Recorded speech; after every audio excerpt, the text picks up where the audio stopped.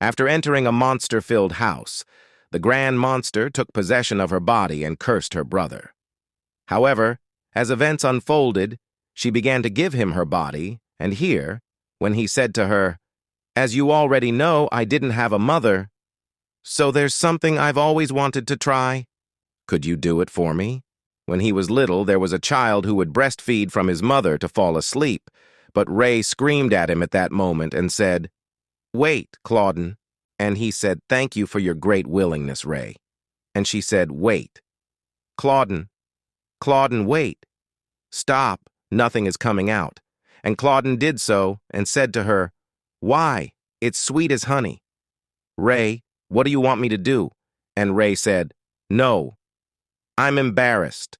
And Claudon said, "You're comforting me." And Ray said, "Yes, but that's not the case now." And here Claudon looked at her and said, "There's something coming out of here too. I want to taste that too." And Ray said, "I can't think clearly because of the alcohol.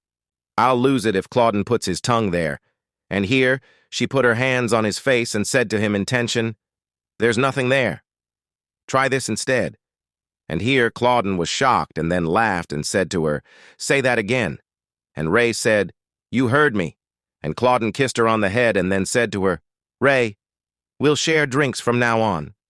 Meanwhile, the maid Marie was watching them, and suddenly the servant Philip arrived and said to her, "Why are you here?" And the maid Marie whispered to him and said, "Lower your voice, Philip." And he said, "What are you looking for, I wonder?" And here he made him look at Claudon and Ray kissing each other. And here he felt embarrassed and then pushed her away while saying, "What do you think you're doing? Go back to your room immediately." And the maid Mary said, "What a strange sight." And the servant Philip said, "I won't be here to defend you if Lord Claudon ever catches you." And Mary said, Okay, it's just nice to see how they spoil each other. Don't tell me you're embarrassed, Philip." And he shouted at her angrily by her name and then said to her, "It's very clear that you've been single for a long time." Then he said to himself, "I got close to Lady Ray because she's the only other woman in this castle." Even Lord Claudon would ask Mary whenever Lady Ray needed something. And here she remembered how she was when they were fighting each other, and she was saying at that time, "I have to do something." And here, he said to himself, "I'm sure Mary has other intentions, but at least respect Lord Claudon's privacy." And here she felt embarrassed by their voices and then closed the door. Then he left, saying to himself, "Ray, I just hope this peace will last for a long time." Meanwhile, Ray was saying to Claudon, "Please." And Claudon continued, saying to her, "What is this, Ray? You're wetting the whole bed." And Ray said, "Stop doing that." And she started saying to herself, Why does he keep using his fingers? It's a very strange feeling. It's different from usual." Then she said to him, "Claudon, I can't." And Claudon said, "Are you in your right mind, Ray?" Then he kissed her and said to her, "I'll get you something to clean yourself with." And when he left the bed, Ray looked at him in surprise and said to herself, "He's strange. He's not acting like usual. Maybe he didn't want to do it because I was drunk. Or maybe I was making too much noise." And here, Claudon noticed that she was thinking a lot and said to her, "Ray, is there something wrong?" And here, Ray looked at him and said to herself, "Maybe I'm thinking about it too much." Then she said to him, "Claudon, can I ask you something?" And Claudon said, "Yes. Why didn't he finish?" And here Claudon was shocked by her words and was silent for a moment before saying to her, "Why? Do you want more?" And Ray said, "No, that's not what I mean." And here Claudon wiped her face and said to her, "Maybe next time. I don't want you to overdo it today." And here Ray looked at him in astonishment, and then he said to her, "Is the temperature okay?" And Ray said, "Yes." And when Ray fell asleep, he started looking at her. And when she made a sound in her sleep, he said to her, "Are you sleeping?" And here she didn't make any sound, and he looked at her chest. And here his lust stirred, and he hugged her, calling her name, and he stood over her and called her name. And here he remembered when she kissed him and said, "Claudon, I love you. I love you very much." And here he looked at her and said, "Oh, poor thing."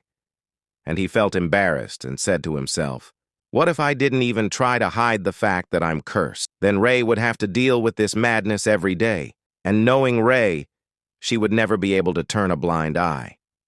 And here he remembered her face and said, "She'll come to me and whisper sweet words in my ear. And one day I'll finally do it. I'll finally do it." And here he was sitting next to her in sadness and saying to himself, "Swallow you whole." And suddenly Ray said in her sleep, "Claudon, that's not enough." And here Claudon was shocked and started sweating profusely and said, "Is this not enough?"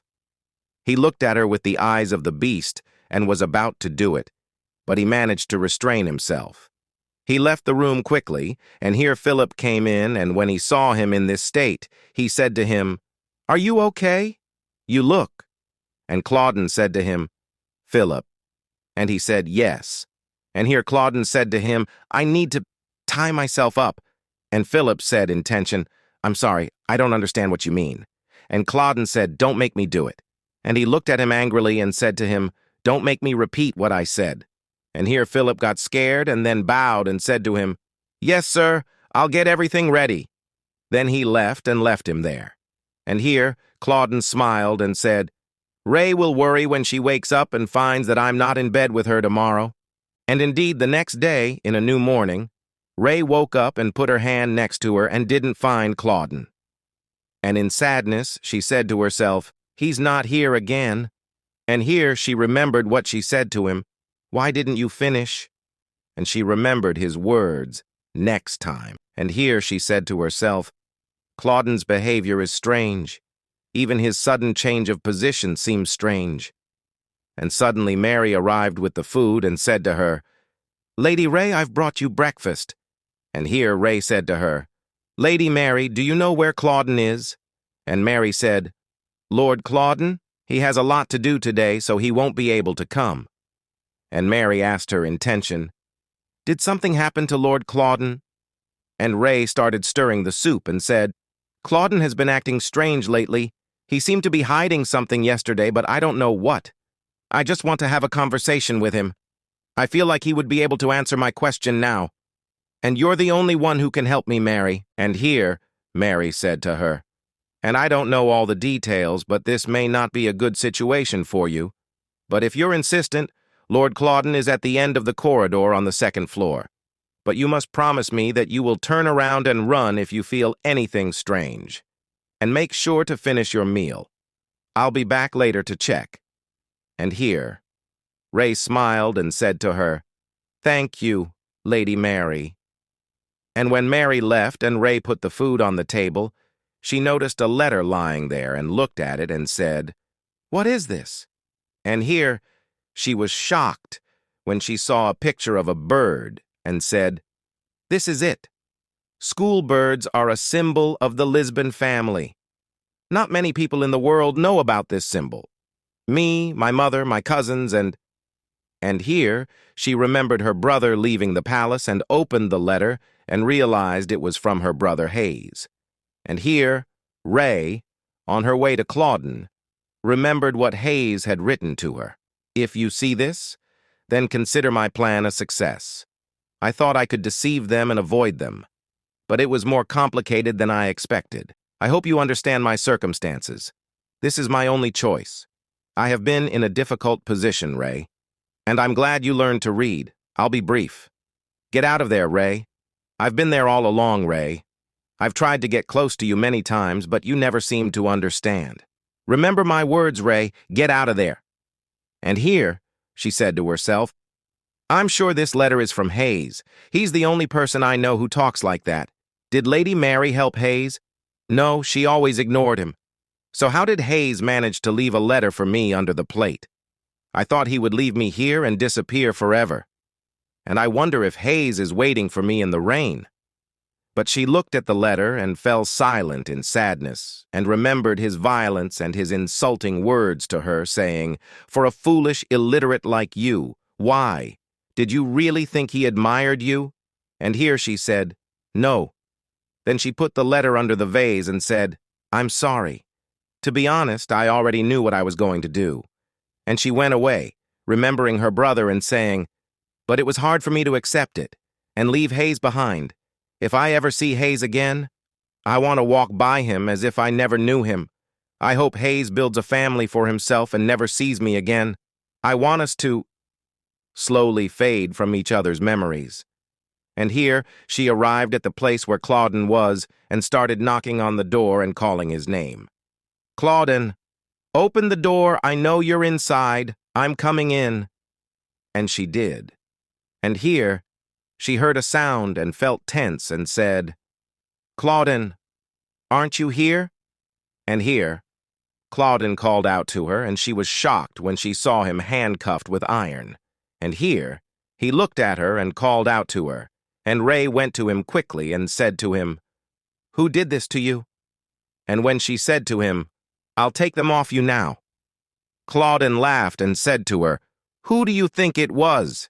And Ray said in shock, What? Do you mean you did it to yourself? Why? Why did you do this to yourself? And here, Claudon was silent and then said to her, I'm afraid to lose you because of myself. No matter what I do, you always find me. But you don't even know what kind of danger you're in, and you act like a moth flying straight into the flame. That's why I restrain myself. Otherwise, I'll go crazy again. Ray, I want you all to myself, and I don't care if it breaks you. And here, Ray said to him, Claudon, I love you, Claudon. That's why I want to hear from you, Claudon. I want to know the truth. So please, Claudon, tell me everything. I love you. I really mean it. And here, Claudon said to himself, this is useless. And here, the scene changes to the servant Philip, who was standing outside the castle in the rain. He was thinking silently and remembered Claudon's words to him. I need to restrain myself. And he said, I wonder if it would be bad if Lord Claudon hurt Lady Ray in any way. Then he clenched his fists in anger and said, I've been away from the castle for too long. If I could go back in time, would I be able to change Lord Claudon? No, I wouldn't be different. I would repeat the same mistakes. The only person who can change Lord Claudon now is Ray. And here we go back to Claudon, and he says to Ray, come closer.